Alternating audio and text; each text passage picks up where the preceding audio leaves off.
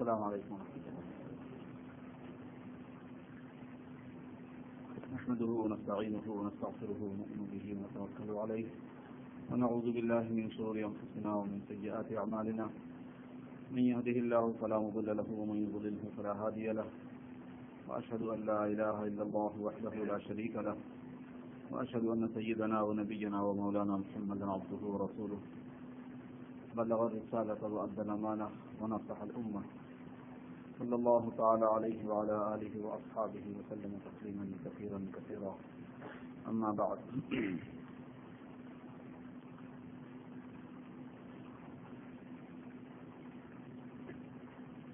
برادران اسلام،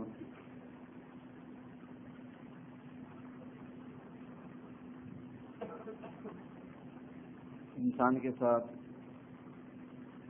پریشانیاں دنیا کی اور آخرت کی دونوں لگی ہوئی ہیں. طبی اعتبار سے آدمی عجلت پسند ہے، جلدی کو ترجیح دینے کی عادت ہے. وکان الانسان عجولا، انسان بہت جلد باز ہے. آخرت کی زندگی کا جو نظام ہے وہ پورے طور پر انسان کی آنکھوں کے سامنے کھلا ہوا نہیں ہوتا ہے، اس لیے کہ اس کو نظر نہیں آتا ہے. اور جو باتیں انسان کو بتائی جاتی ہیں اس کو بھولنے کی عادت ہے، کیونکہ بھول انسان میں بہت سی حکمتوں اور مصلحتوں کے ساتھ رکھی ہوئی ہے. انسان نسیان میں ہے. نسیان بھول کو کہتے ہیں، ملتا جلتا لفظ ہے بالکل. غموں کا بھولنا ضروری ہوتا ہے ورنہ آدمی کچھ نہ کر سکے. تکلیفوں کا بھولنا ضروری ہوتا ہے ورنہ آدمی کچھ نہ کر سکے. تو اس بھول کا سائیڈ ایفیکٹ یہ ہوتا ہے کہ دینی لائن کی جو باتیں یاد دلائی جاتی ہیں وہ بھی بھولتا ہے آدمی. تو جو نقشہ آخرت کا انسانی زندگی کے ساتھ قائم ہے اس کی ڈیٹیلز آدمی کی آنکھوں کے سامنے نہیں ہوتی. اگر وہ تفصیل کے ساتھ انسان کی آنکھوں کے سامنے ہو تو پھر آدمی عجلت پسندی نہ کرے اپنے حالات میں. وہ عجلت اسی لیے ہے کہ جو نقد ہے، دنیا ہے، وہ سامنے ہے، اس کی پریشانی سامنے ہے. آخرت کی پریشانی کا کوئی ایک دھندلا سا تصور ہوتا ہے، پھر اس کے ایکسکیوز بہت سے ہوتے ہیں کہ ہو سکتا ہے ایسا ہو جائے، ہو سکتا ہے ویسا ہو جائے. سہارے بہت سے آدمی ڈھونڈے ہوئے ہوتا ہے. حضور اکرم صلی اللہ علیہ وسلم نے حضرات صحابہ کے سامنے آخرت کی تفصیلات جس تفصیل سے رکھی ہیں اور قرآن کریم میں جس ڈیٹیل سے اور تفصیل سے بار بار ان کو دہرایا گیا ہے، یعنی کہ ایک جگہ بیان کر دیا گیا، اس کو دہرایا گیا ہے. اور صحابہ کرام کی عادت شریفہ قرآن پاک کی تلاوت کی تھی بہت زیادہ، اور وہ سمجھتے تھے قرآن پاک کو، تو آنکھوں کے سامنے ان کی وہ پوری تفصیلات ہمیشہ ہوتی تھی. میں نے ایک کتاب میں پڑھا ہے کہ حضرات صحابہ کی عام عادت ہفتے میں قرآن پاک کو مکمل کرنے کی تھی. ایکسپشنل جو واقعات ہیں وہ الگ ہیں جنرل صحابہ کی، یعنی یوں سمجھ لیجیے آپ کہ 95% 99% صحابہ کرام ہفتے میں قرآن پاک کو مکمل پڑھ لیتے. اور منزل اسی سے مقرر ہے. 7 منزلیں ہیں نا قرآن پاک میں، کیونکہ ان کی عادت 7 دن میں ختم کرنے کی تھی. سمجھتے تھے وہ قرآن پاک کو. تو جو آخرت کی تفصیلات ہیں وہ ان کی آنکھوں کے سامنے یومیہ آتی تھیں اور بہت دیر تک آتی تھیں اور بہت تفصیل سے آتی تھیں. اس کا نتیجہ یہ تھا کہ آخرت اپنی تفصیل کے ساتھ سامنے ہونے سے وہ اس کو اہمیت دیتے تھے. بھئی وہ اہم مسئلہ ہے، وہ اصل مسئلہ ہے. جگہ جگہ قرآن پاک میں اللہ نے فرمایا کہ کامیابی جو ہے وہ اصل تمہارے جہنم سے بچ جانے میں ہے. کون سا آدمی کامیاب ہے؟ جو جہنم سے بچ گیا وہ کامیاب ہے. ایسے بہت مل گئے وہ کامیاب ہے نہیں. بہت پڑھ لیا وہ کامیاب ہے نہیں. بڑا تاجر بن گیا وہ کامیاب ہے نہیں. بڑا عہدیدار بن گیا، بزنس مین بن گیا، حکومت دار بن گیا، بادشاہت حاصل کر لی، وزارت حاصل کر لی، کانگریس مین بن گیا، میئر بن گیا، اس میں کچھ نہیں رکھا ہوا. اور یہ حقیقت تھی. اس میں کوئی دھوکہ فراڈ نہیں تھا، بات بنانے کی بات نہیں تھی. اس کی وجہ سے ان کی آنکھوں کے سامنے آخرت ہوتی تھی ہمیشہ. ہم سے بھول ہوتی ہے کیونکہ ہم بتایا تو ہمیں بھی گیا، کان تو ہمارے بھی آشنا ہوتے رہتے ہیں، ہمیں یاد کہاں رہتا ہے. ذہن پر مسلط نہیں ہوتی وہ چیز. اس کا ایک غلبہ ہوتا ہے جس کی وجہ سے آدمی میں ایک ڈر اور احتیاط آ جاتی ہے، وہ نہیں رہتی. جب وہ نہیں رہتی ہے تو دنیا کی جو پریشانیاں وہ ہماری آنکھوں کے سامنے رہتی ہیں. اب آدمی سوچتا ہے کہ بس یہ میرے جاب کا مسئلہ آ گیا ہے، یہ حل ہو جائے کسی طرح سے. بڑے جاب کے مسئلے چل رہے ہیں، لوگوں کو فائر کیا جا رہا ہے، نوکری گئی تو پھر دوبارہ مل نہیں رہی، ملی تو انتہائی ناقص قسم کی مل رہی ہے، 50 قسم کی اس میں آبجیکشنس ہیں اور بہت سے قسم کی اس میں رکاوٹیں ہیں، کروں نہ کروں لگا ہوا ہے آدمی. بیماری میں الجھ گیا ہے کہ بس اس سے نجات مل جائے تو پھر بس دیکھا جائے گا. یہ بہت سب سے زیادہ امپورٹنٹ یہ ہے کہ یہ بیماری چلی جائے. شادی نہیں ہو رہی تو بس کسی طرح شادی ہو جائے. لیگل اسٹیٹس کا مسئلہ آ گیا، بھائی کسی طریقے سے وہ کارڈ مل جائے. کم از کم یہ کہ میں لیگل تو ہو جاؤں گا. ہمیں ایسا لخلخا رہتا ہے کہ پتہ نہیں کب کیا دعویٰ پڑے اور ہمیں ڈپورٹ کر دیا جائے. سب بھی پریشانیاں ہی ہیں، نہیں ہے یہ بات نہیں ہے، یہ ساری پریشانیاں ہیں اور ان سے بچنے کی دعا کا اہتمام کرنا چاہیے اور جو تدابیر ہیں وہ پوری کرنی چاہیے. تدبیر جو ہے وہ اس دنیا کی سب سے بڑی طاقت ہے. میں آپ کو بتاتا ہوں، اچھی تدبیر. حضور نے فرمایا کہ ایمان کے بعد میں اچھی تدبیر سے بہتر کوئی عقل مندی نہیں ہے. اچھی تدبیر کا مطلب یہ ہے کہ نشانے پہ جانے کے لیے جو چیز چاہیے، ٹارگٹ پہ پہنچنے کے لیے جو چیز چاہیے اس کو صحیح تجزیہ کر کے وہ کر ڈالنا. مثلا بچوں کو برے ماحول سے، بری عادتوں سے بچانا، ان کا ایمان بچانا ایک ٹارگٹ ہے. مثلا جو تدبیر میں کر رہا ہوں اپنے بچوں کے لیے، آیا وہ انف ہے یا نہیں؟ دیکھ لو، آپ پتہ چلے گا کہ تدبیر کہہ بھی سکتے ہو اس کو یا نہیں کہہ سکتے.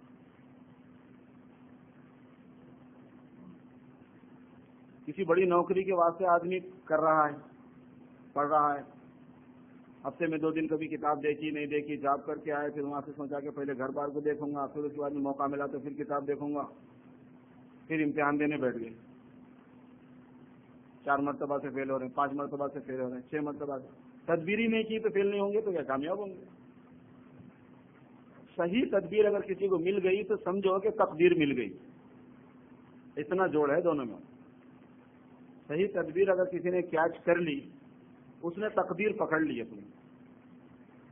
اور جب تقدیر میں ہوتا نہیں تو وہ پکڑ میں نہیں آتی. ایک چکر یہ بھی ہے، کیونکہ پھر وہ بھی تقدیر میں ہی ہوتا ہے کہ اس لیے تدبیر پکڑنے دینی نہیں ہے.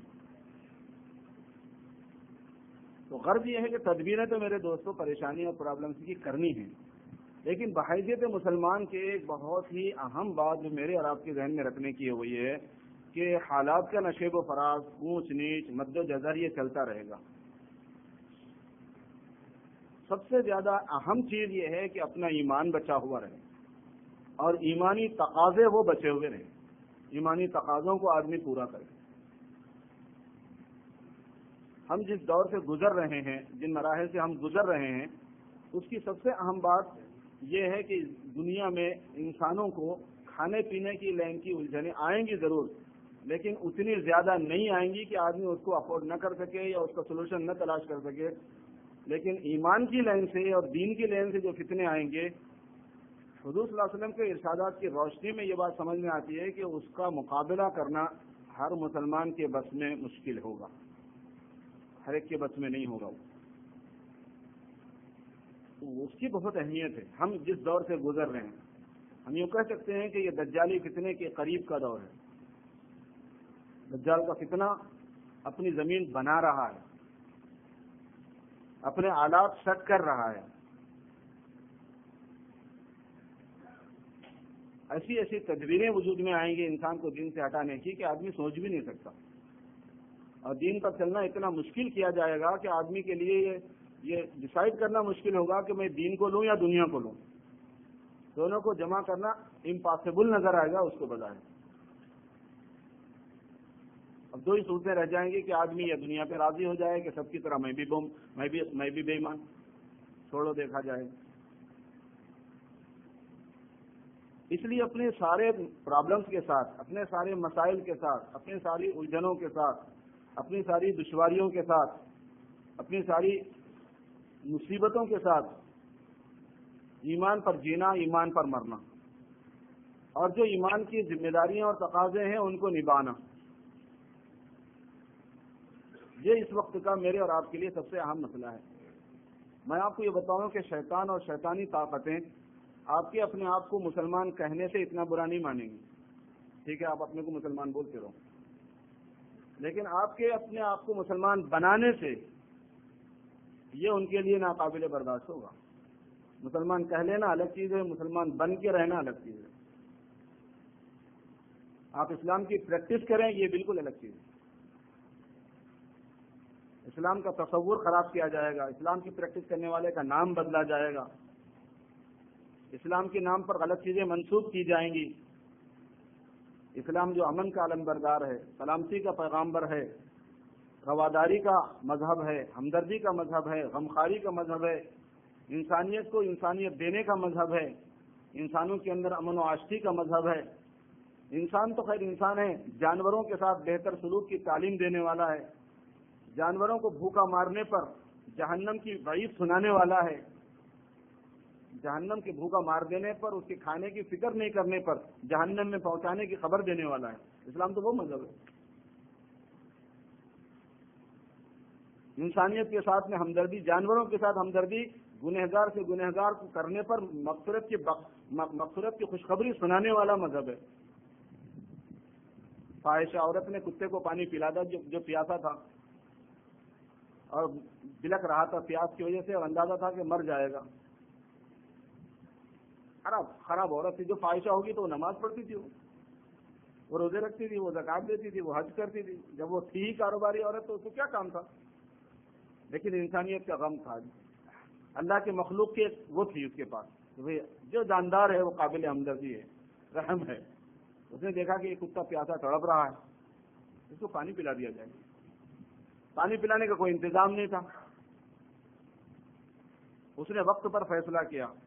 اس نے کہا کہ کیا ہوا اگر میں نے اپنا دوپٹہ پھاڑ دیا؟ میرا کون سا دوپٹہ پہلے سے محفوظ ہے؟ اس نے اپنا دوپٹہ پھاڑ دیا اور اس کی ڈوری بنا دی، اور اپنے جوتے سے اس نے ڈول کا کام لیا اور پانی کے اندر اس کو ڈبویا، وہاں سے نکالا، کتے کو پانی پلا دیا۔ جب موت واقع ہوئی تو اللہ نے فرمایا کہ جاؤ بخشا۔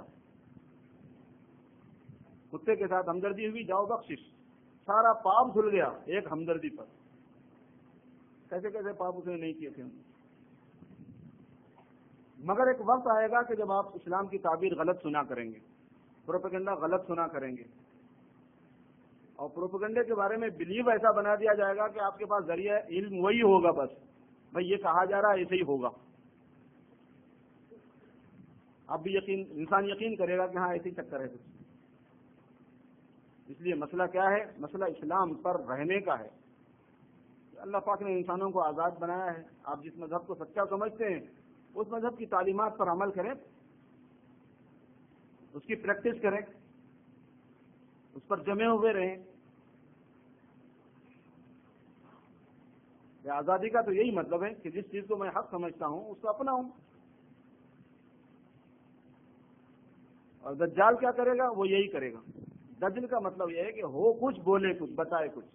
دجل کے لغوی معنی یہی ہے ڈکشنری میں۔ دجل کے معنی یہ ہے کہ پیتل کے اوپر آپ ملمہ کاری کر کے اس کو سونا بتائیں، المونیم کے اوپر آپ جو ہے نا چاندی کا کور چڑھا کے اس کو چاندی بتائیں، کانچ کی آپ پالش کریں اور اس کو آپ جو ہیرا بتائیں۔ دجل کے یہ معنی ہے، ہو کچھ اور بتایا جائے کچھ۔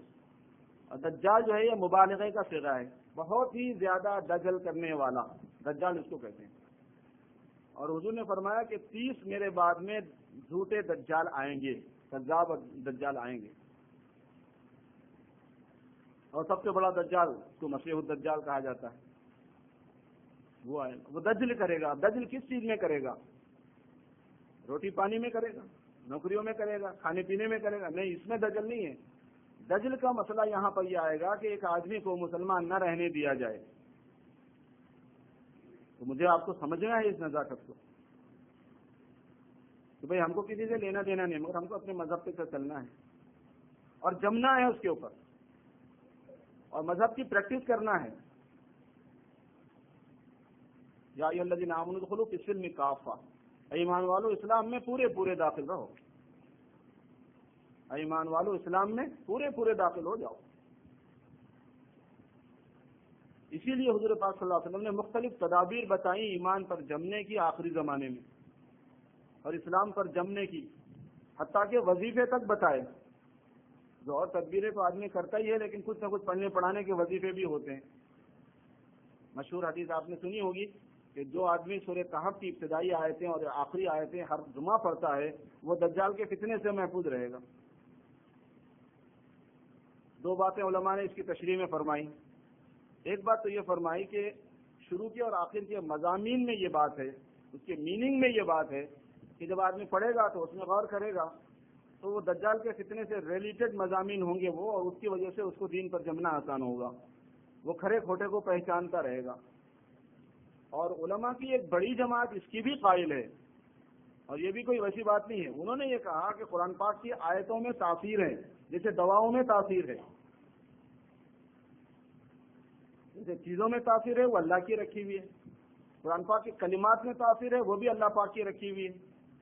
اسی لیے حضور نے فرمایا کہ تم قرآن کریم کو اپنے امراض کے شفا کے لیے استعمال کیا کرو. قرآن کریم سورہ فاتحہ کیا ہے؟ سورہ شافیہ بھی ہے.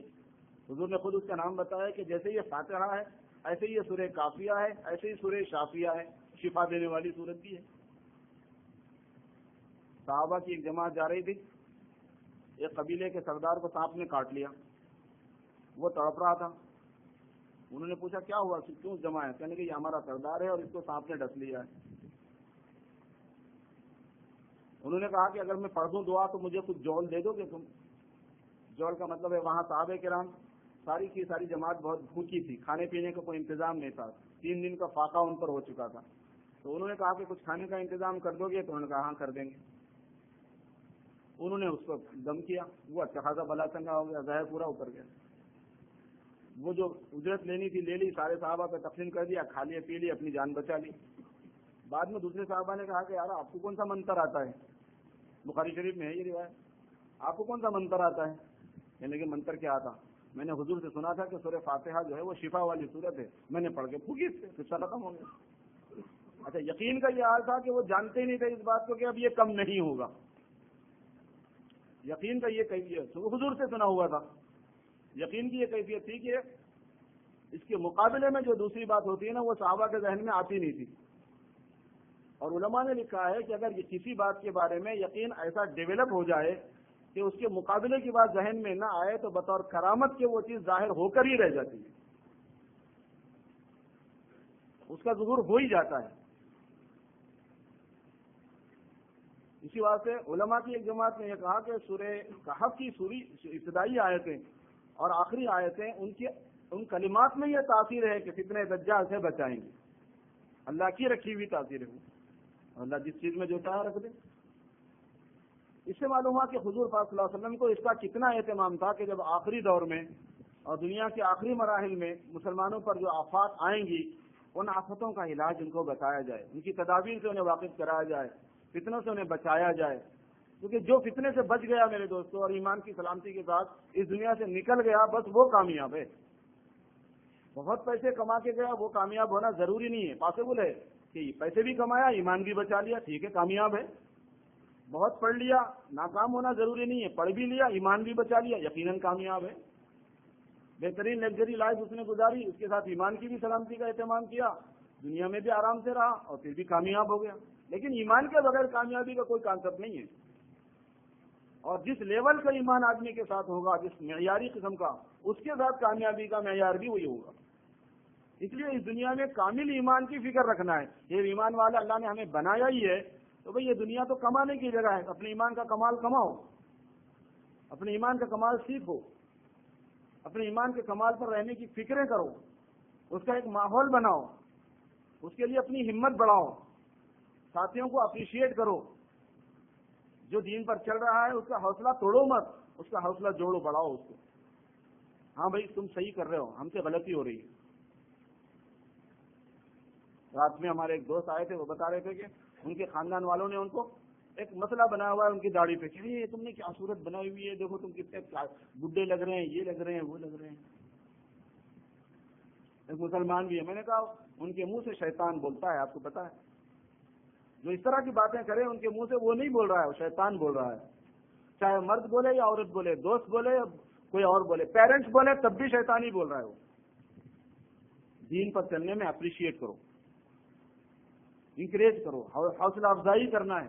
یہ دور ہی ہوا ہے کہ جس کے اندر اپنے ایمان کو بچانے کے لیے ہر ممکنہ تدبیر آدمی کرے اور کوئی کچھ کہتا رہے. ہمارے دین میں یہ ہے 5 وقت کی نماز، اس کی پابندی، علم کا حاصل کرنا، ذکر کرنے کی عادت ڈالنا، چلتے پھرتے اٹھتے بیٹھتے استغفار کا اہتمام، استغفار کی کثرت، اپنے اخلاق کو صحیح کرنا، بہترین پریزنٹیشن اسلام کا. اخلاق سے لوگ مسلمان ہوں گے، اخلاق سے لوگ اسلام اخلاق کے ذریعے سے اسلام کی طرف متوجہ ہوں گے. ہمارے اخلاق سے، ہماری ہمدردی سے، ہماری مروت سے، ہماری غمگساری سے، ہماری مساوات سے اور ہماری کالے گوروں میں رنگ و نسل میں تمیز نہ کرنے سے اور بڑے سب لوگوں کے ساتھ اچھی طریقے سے برتاؤ کرنے سے پھر انسانیت زندہ ہوتی ہے اور اس سے آدمی کے سمجھ میں آتا ہے کہ یہ کوئی چیز ہے. یہ ایک تعلیم ہے ان کی جس کی وجہ سے یہ ان میں آئی، ورنہ انسانوں میں تو ایسا ہوتا نہیں. انسان تو گھراتا ہے ایک دوسرے کو. کتوں کی طرح سے آدمی ایک گلی کا کتا دوسرا گلی برداشت نہیں کر سکتا. ورنہ انسانیت کی تعلیم نہ ہو تو پھر آدمی میں کتے والی صفات آتی ہیں. وہ اس کے اندر اتنی غرض مندی آ جاتی ہے کہ وہ برداشت نہیں کیا کرتا. اپنا چاہیے، کسی کا چاہے دوسرے کا پیٹ ہی پالنا پڑے، میرے راستے میں نہیں آنا، میری دال روٹی پہ کوئی اثر نہیں پڑنا. اسلام نے یہ نہیں کہا کھلاؤ کھلاؤ، لوگوں پہ خرچ کرو، اللہ تمہیں دے گا. اس لیے میرے دوستو، حضور اکرم صلی اللہ علیہ وسلم نے قیامت کے قریب جن فتنوں سے آگاہ کیا، اس میں سے دیکھو دجال کا فتنہ بہت بڑا ہے اور اسی کے آثار اس وقت پوری دنیا میں نمایاں ہیں.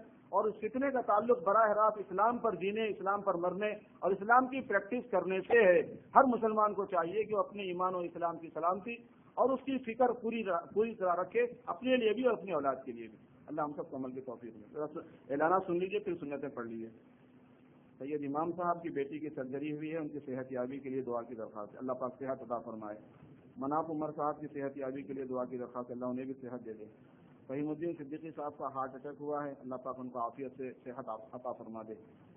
زبیری صاحب کا دل کا آپریشن ہے، ان کی شفا یابی کے لیے بھی دعا کی درخواست. اللہ ان تمام بیماروں کو شفا نصیب فرمائے. ربنا هب لنا من ازواجنا وذرياتنا قرة اعين واجعلنا للمتقين اماما. ربنا هب لنا من ازواجنا وذرياتنا قرة اعين واجعلنا للمتقين اماما. ربنا تقبل منا انك انت السميع العليم وتب علينا انك انت التواب الرحيم. وصل وسلم وبارك على سيدنا مولانا محمد وعلى اله واصحابه اجمعين برحمتك يا ارحم.